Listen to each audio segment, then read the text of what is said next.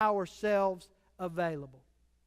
One of the things you may have noticed here at Cedar Creek is we are very intentional on Sundays about trying to connect with you before you even come into the service. That we want to connect and welcome you and smile at you and make sure you get all the help that you need and you get right directions. In fact, probably some Sundays you feel like you're ambushed, from the minute you get out of the car. There's a reason for that.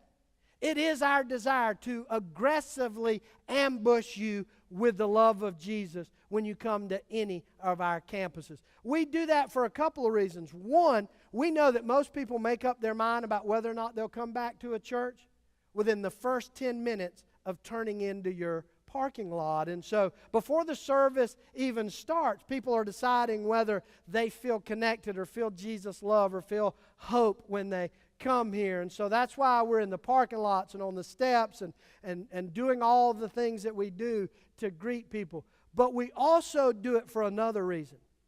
We do it because we are convinced that God's power can show up in the parking lot just as much as it can show up here during the service.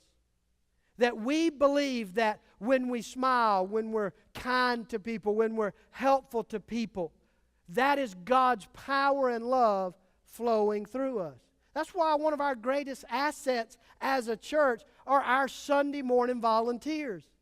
Hundreds of people at all three of our campuses serving on Sunday morning, helping park cars, greeting, serving donuts and coffee, serving in Kids Creek, serving in student ministry, ushering, all of those people that you see in those blue shirts and those purple shirts week in and week out. In fact, let me just ask, how many of you have a place where you serve on Sunday morning? Some guest services, Kids Creek, yeah, that's many of you. Thank you. Let me do two things. One, let me say thank you. You'll never know how much you are appreciated, not only by the leadership of this church, but more importantly, by the hurting people who come for hope week in and week out. But let me also encourage you. To encourage you that what you're doing on Sunday morning is not just accomplishing a task. You're not just parking cars. You're not just greeting. You're not just making coffee. You're not just watching or leading kids. You're not just ushering and getting people to a seat. Sometimes I'll hear you as volunteers say, well, I'm just a volunteer.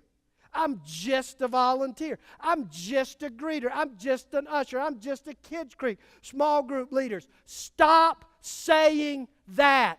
You are not just a anything. You are a connector to the life-changing, unstoppable power of the God of the universe. And God is using you to change people's lives.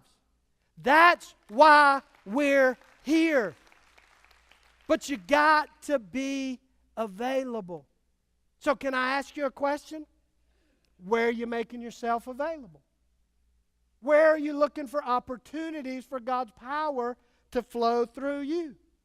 Here at Cedar Creek on Sunday morning, do you have a place to serve? If not, why not? I know you think, well, I can't do this, I can't do that. You're a connector to the current of the life-changing power of Jesus Christ. But you got to be available. If you're not serving on Sunday morning, I'm pleading with you, before you leave your campus today, stop by a welcome center, check something on a card, reach out to somebody in a Cedar Creek church shirt or with a lanyard on, and ask them, how can I get plugged in? It's not just because we need you. Yes, we need you. You do great things. But more importantly, it's because you need to experience God's power in your life, and that comes from being available.